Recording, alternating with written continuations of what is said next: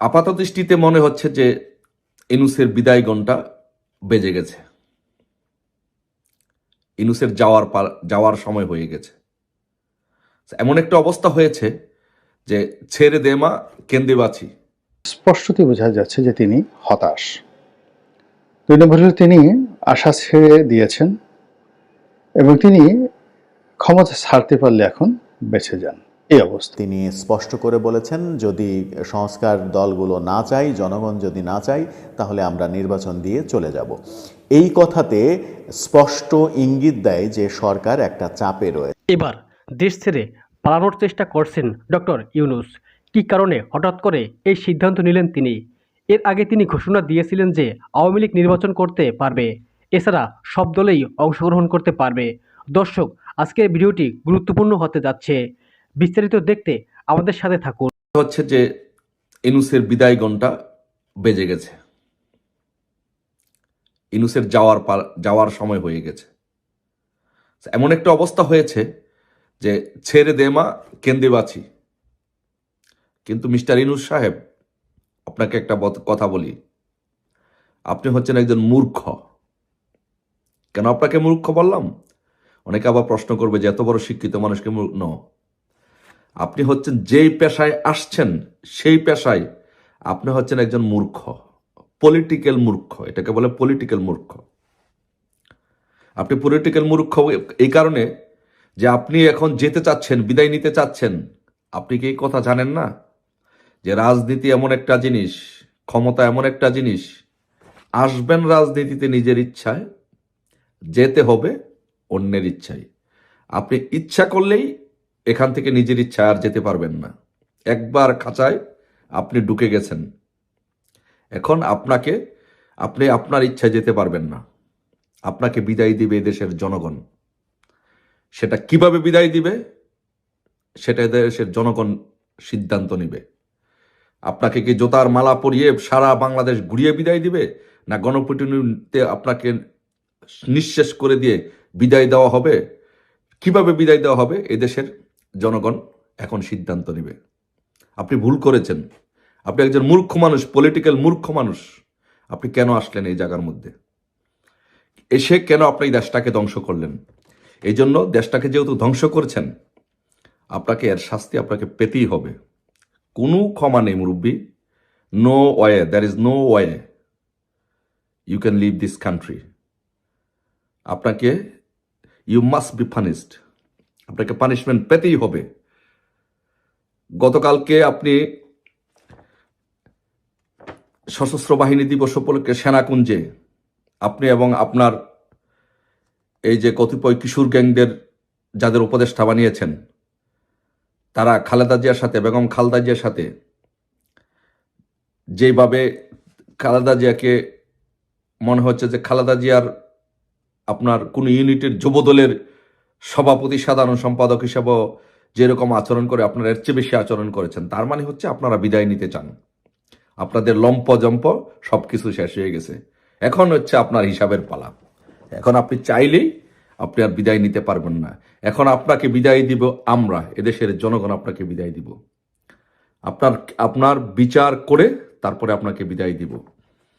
আপনি চাইলেই এদেশে, আপনি কি মনে করছেন কি আপনি নির্বাচন করবেন, নির্বাচন করে বিএনপির কাছে ক্ষমতা হস্তান্তর করে আপনি চলে যাবেন সেফ এক্সিট নিয়ে? No no no no, there is no way brother. It doesn't work like that. এভাবে কাজ করে না। আপনার অধীনে বাংলাদেশের মাটিতে কোনো নির্বাচন হবে না। বাংলাদেশ আওয়ামী লীগ আপনার অধীনে কোনো নির্বাচনে যাবে না। আপনার অধীনে কিসে নির্বাচন?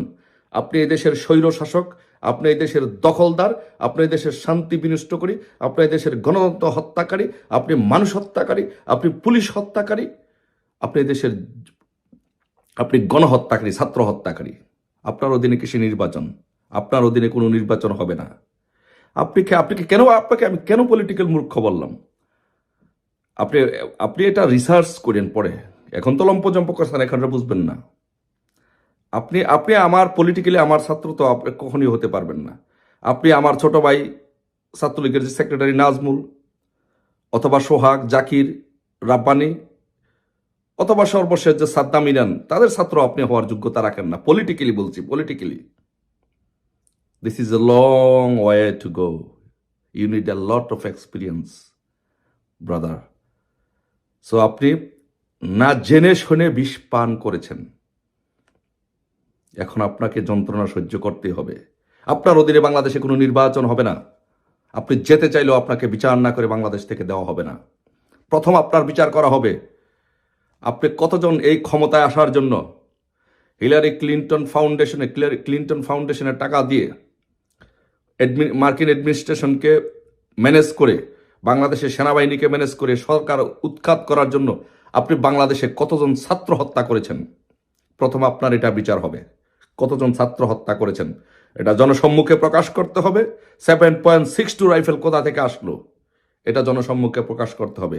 এগুলোর বিচার আগে আপনাকে করতে হবে। মুগ্ধ স্নিগ্ধ এরা কি দুইজনে একই ব্যক্তি?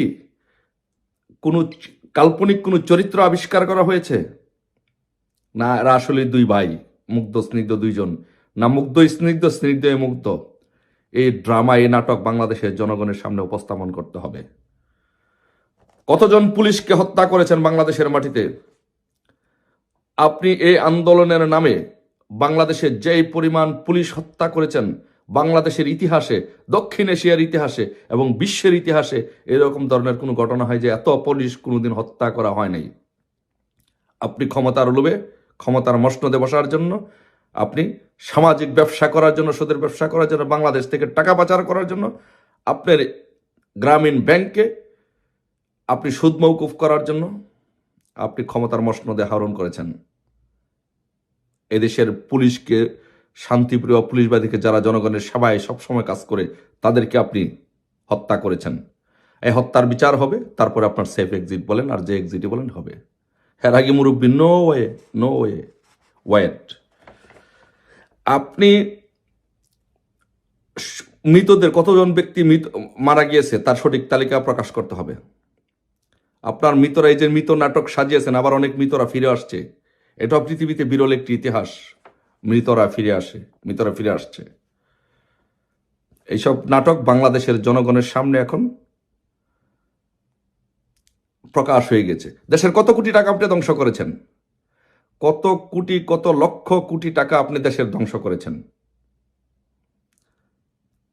প্রাণ আরএফএল কোম্পানির জ্বালিয়ে পুড়িয়ে দেওয়া হয়েছে, গাজীর ফ্যাক্টরি জ্বালিয়ে পুড়িয়ে দেওয়া হয়েছে, এরকম অসংখ্য শিল্প কারখানা আগুন দিয়ে জ্বালিয়ে পুড়িয়ে দেওয়া হয়েছে। শাহিন চাকলাদারের 5 তারকা হোটেল জ্বালিয়ে পুড়িয়ে দেওয়া হয়েছে। বাংলাদেশের গার্মেন্ট শিল্পগুলো ধ্বংস করে দেওয়া হয়েছে। কোন এজেন্ডা বাস্তবায়ন করে বাংলাদেশের গার্মেন্ট শিল্প ধ্বংস করার জন্য আপনি এই এজেন্ডা নিয়ে বাংলাদেশে আসছেন, সেটা এদেশের জনগণ জানতে চায়। আর সেই জন্য এদেশের জনগণ আপনার বিচার চায়। এদেশের জনগণ বুঝে গেছে 3 মাস একটা দেশ চালাতে পারেন নাই। 3 মাসের মধ্যে আপনি ব্যর্থ হয়েছেন, একটা দেশ চালাতে পারেন নাই। কারণ আপনি দেশ চালাতে আসেন নাই, আপনি দেশের টাকা লুট করতে এসেছেন। দেশের টাকা লুট করে আপনার বিশ্বের মধ্যে সামাজিক ব্যবসা করার জন্য এসেছেন। লোকজন হচ্ছে অবস্থা দৃষ্টি মনে হচ্ছে যে তিনি গ্রামীণ ব্যাংক যেভাবে চালিয়েছেন, গ্রামীণ ফোন যেভাবে চালিয়েছেন, তার সামাজিক ব্যবসা যেভাবে চালিয়েছেন এবং তার নিজের সফলতার ব্যাপারে তার যে জিত ছিল, কর্তৃত্ব ছিল এবং একক হাতে সবকিছু করার তিনি চেষ্টা করেছেন, সেটা সম্ভবত তিনি একেবারেই পারছেন না। তিনি হয়তো তার ভাতিজাকে উপপ্রেস সচিব বানিয়েছেন, গ্রামীণ ব্যাংকে তার দীর্ঘদিনের সহকর্মী ছিলেন নূরজাহান বেগম, তাকে স্বাস্থ্য উপদেষ্টা বানিয়েছেন, তারপরে তার পছন্দের আরো 2-1জনকে তিনি নিয়োগ দিয়েছেন। কিন্তু আলটিমেটলি এই সরকারের উপরে তিনি ওই যে এয়ারপোর্টে নেমে যেভাবে বলেছিলেন যে আমার কথা শুনতে হবে, ওইভাবে তার কথা কেউ এখন শুনছেন অবস্থা দৃষ্টি মনে হচ্ছে না। আর তিনি কাউকে কোনো কথা বলছেন কনফিডেন্স নিয়ে, আত্মবিশ্বাস নিয়ে, এইরকম অবস্থাও তাকে দেখে মনে হচ্ছে না। ফলে কি হচ্ছে, তিনি ড্রপ আউট হওয়ার মতো অবস্থায় পড়ে গিয়েছেন। এখন অনেকে বলার চেষ্টা করছেন স্টেপ ডাউন, ইউনুসকে দেওয়া হবে না ইত্যাদি, হাঙ্কি পাঙ্কি সবকিছু। অথচ আমার কাছে মনে হচ্ছে যাবৎকালে তিনি খুব অল্প বিষয়ে সিদ্ধান্ত নিতে পেরেছেন এবং অল্প বিষয়েই তিনি কোনো কাজ করতে পেরেছেন। এবং তারপরে তার উপদেষ্টাদের কারণে, তার সহকর্মীদের কারণে, আমলার কারণে, কামলার কারণে, রাজনীতির কারণে বহু বিতর্ক তৈরি হয়েছে। তিনি হিন্দুস্তান টাইমসকে সাক্ষাৎকার দিয়েছেন, হিন্দুকে দিয়েছেন, তারপরে নিউ ইয়র্ক টাইমসকে দিয়েছেন, ওয়াশিংটন পোস্টকে সাক্ষাৎকার দিয়েছেন, তারপর আল জাজিরাকে সাক্ষাৎকার দিয়েছেন, এবং সব সাক্ষাৎকারগুলো নিয়ে ভীষণ রকম বিতর্ক তৈরি হয়েছে। এবং তিনি প্রথম আলোকে যে সাক্ষাৎকার দিয়েছেন সব কিছু নিয়ে বিতর্ক তৈরি হয়েছে, এবং সব মিলিয়ে এই জিনিসগুলো তার মনের উপর একটা ভীষণ রকম নেতিবাচক প্রতিক্রিয়া তৈরি করেছে। ফলে তিনি এই কয়দিন আগে যেটি বলেছেন, তিনি যেভাবে ইংরেজিতে বলেছেন প্রকাশিত হয়েছে তার উল্টোভাবে, আবার সেই কথাগুলো তার পক্ষে কেউ সাধারণ সমাজ থেকে কেউ তার পক্ষে না দাঁড়িয়ে উল্টোভাবে তার যে বক্তব্যগুলোকে নিয়ে যেভাবে তাকে সমালোচনা করা হচ্ছে, তাতে করে এই প্রবীণ মানুষটি রীতিমতো আস্থা হারিয়ে ফেলেছেন।